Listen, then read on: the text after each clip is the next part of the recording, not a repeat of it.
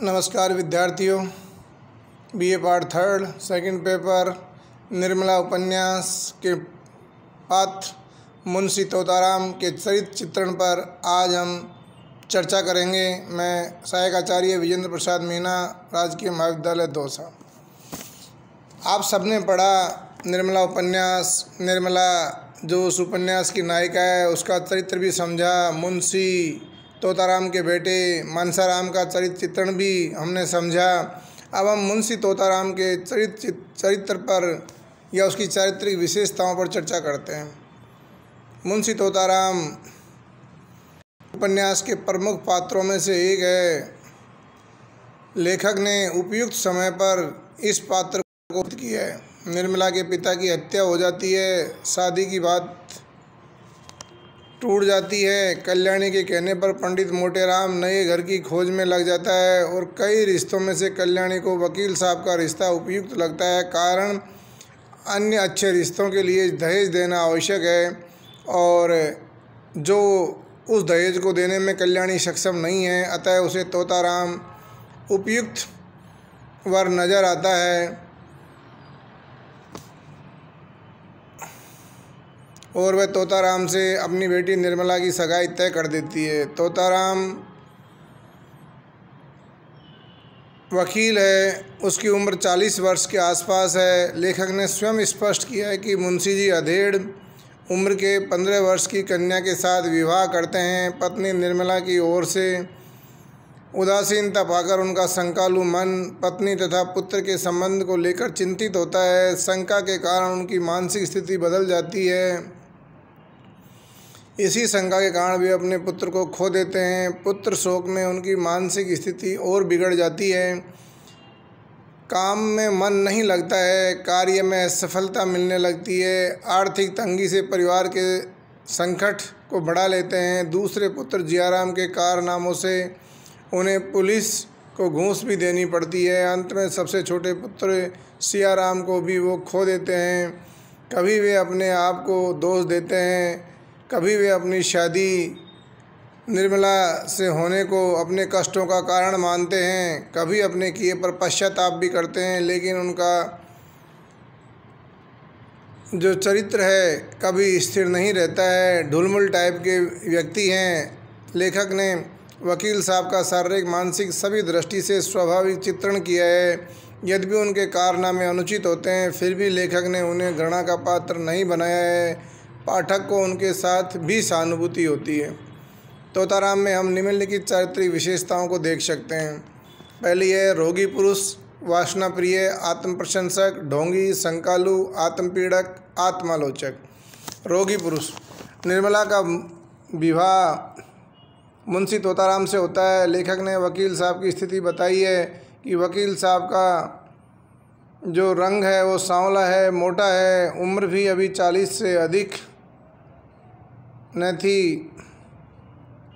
वकालत में कठिन परिश्रम करने से सिर के बाल पक चुके थे, व्यायाम करने को अवकाश न मिलता था, यहाँ तक कि कभी कभी उनका घूमना जाना भी नहीं होता था, इसलिए तौंद निकल आई थी। देह स्थूल होते हुए भी आए दिन कोई न कोई शिकायत रहती थी। मंदाग्नि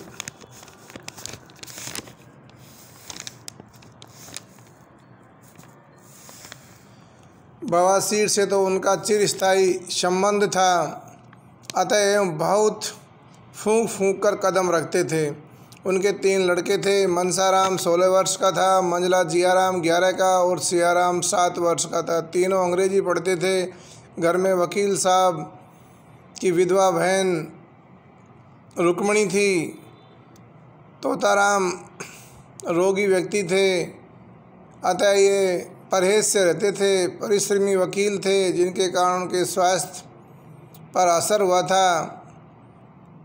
उन्हें इस उम्र में भी विवाह की चिंता हुई। उन्होंने 15 वर्ष की कन्या से विवाह किया। यह उनकी वासना प्रियता का परिणाम था। वासना प्रियता के साथ साथ वो आत्म प्रशंसक भी थे। अपनी पत्नी को आकर कहते थे कि आज तो मुझे इस तरह से चोर मिले और मैंने इस तरह से उनसे मुकाबला किया, और जब सांप घर में निकल आता है तो बाहर कॉलोनी में लोगों को बुलाने के लिए दौड़ जाते हैं। मुंशी जी अपनी जवां-मर्दी के किस्से अपनी पत्नी पर जमाते रहते थे और अपनी पत्नी को खुश करने के लिए न जाने क्या क्या करते थे। अच्छे कपड़े पहनते, सेंट लगाते, घुमाने ले जाते, पान खिलाने की सोचते। इस तरह से बहुत सारे काम थे जो वो करते थे, अर्थात स्वयं के आत्म प्रशंसक भी वो थे।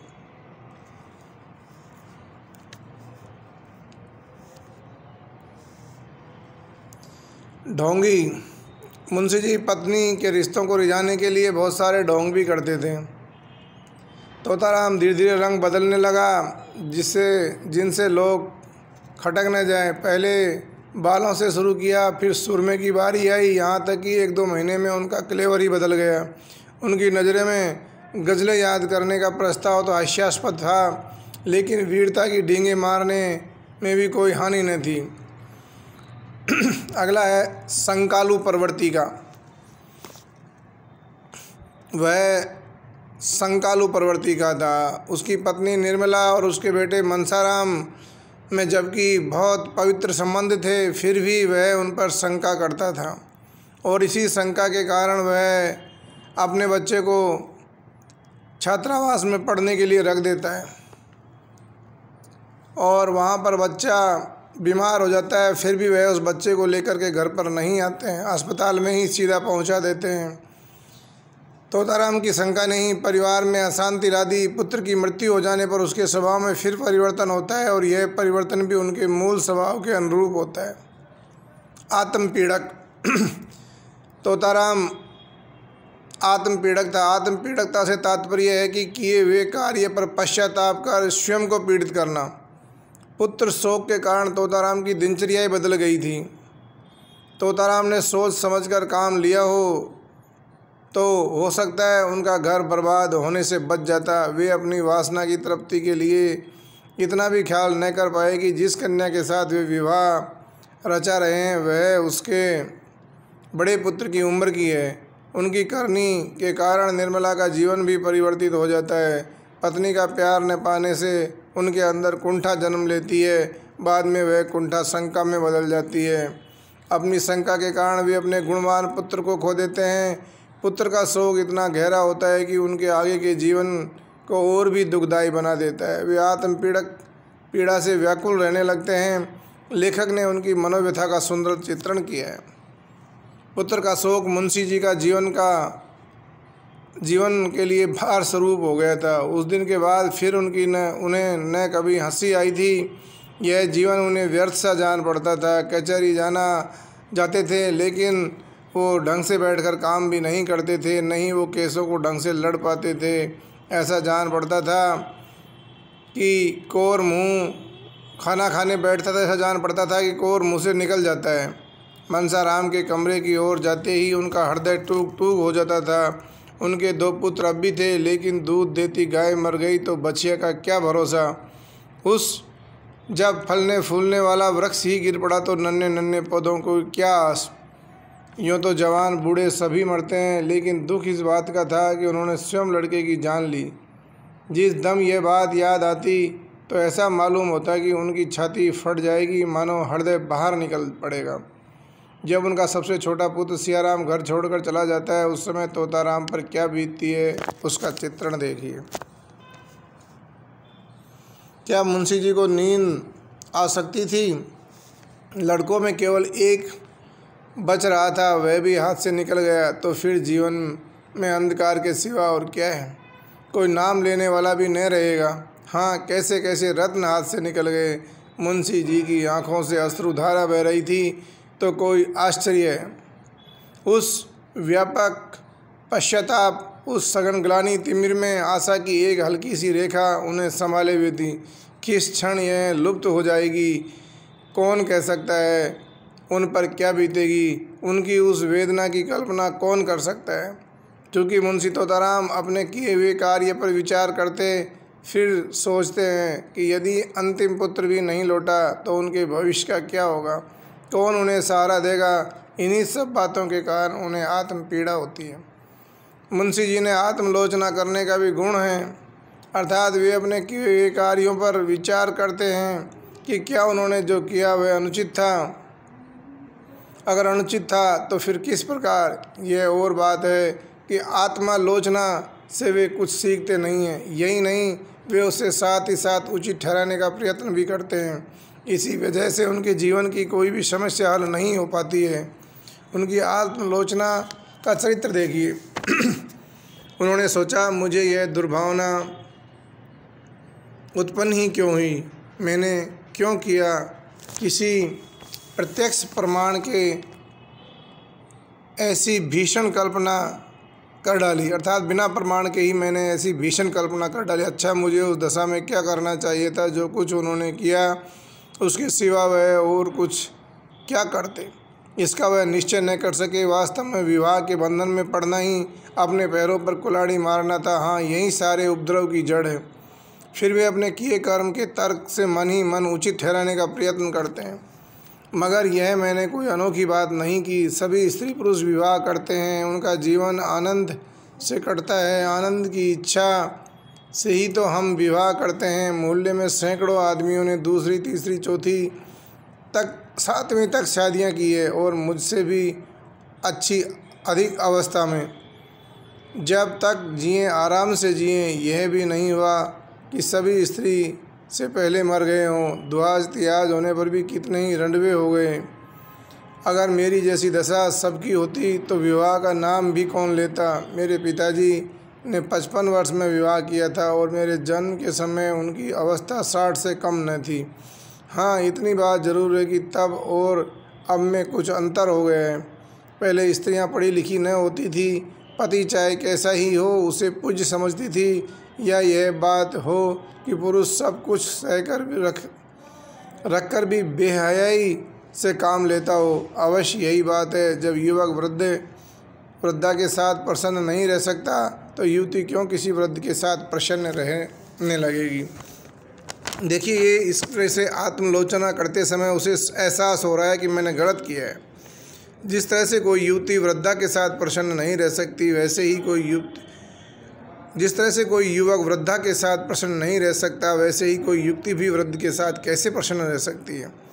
इस प्रकार एक और तो वे यह अपने मन को तर्क के द्वारा मनाते हैं, उन्होंने जो किया वह उचित नहीं किया। लेकिन उनका आत्मलोचक मन यह मानने को तैयार नहीं है कि वे बूढ़े हो गए हैं। देखिए, लेकिन मैं तो कुछ ऐसा बूढ़ा न था। मुझे देखकर कोई 40 से अधिक नहीं बता सकता। कुछ भी हो, जवानी ढल जाने पर जवान औरत से विवाह करके कुछ न कुछ बेहयाई जरूर करनी पड़ती है, इसमें संदेह नहीं। वे यह भी सोचते हैं कि अनमेल विवाह के कारण पति पत्नी का मन नहीं मिल पाता। स्त्री स्वभाव से लज्जाशील होती है। जोड़ का पति पाकर वह पर पुरुष से हंसी दिल्लगी कर ले, उसका मन शुद्ध रहता है।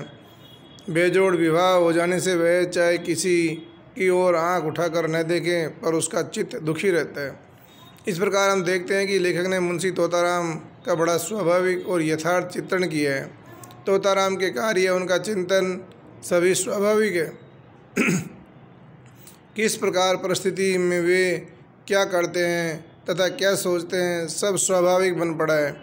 उनकी चारित्रिक दुर्बलताओं को लेखक ने विस्तृत रूप से बताया है और उनका मनोविश्लेषण भी किया है।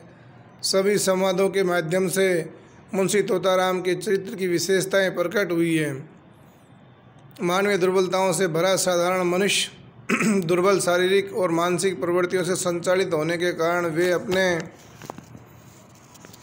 परिवार के लिए लगातार संकट पैदा करते रहते हैं। इसी वजह से वह अपनी और अपने परिवार की खुशहाल जिंदगी को नष्ट कर डालते हैं। तोताराम के परिवार की दुर्दशा के लिए अगर कोई जिम्मेदार है तो वह है स्वयं तोताराम।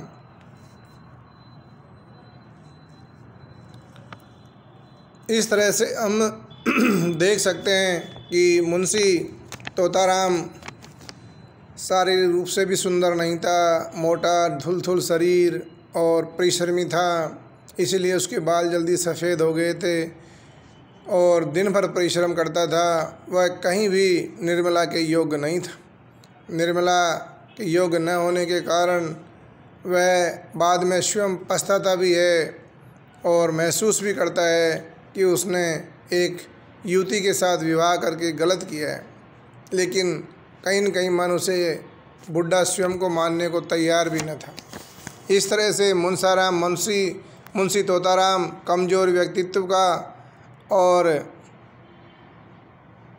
निर्मला के योग्य नहीं था, और वो अपने चरित्र से यह प्रेरणा भी देता है कि वृद्धावस्था में अधेड़ उम्र में किसी को भी युवती से विवाह नहीं करना चाहिए। धन्यवाद।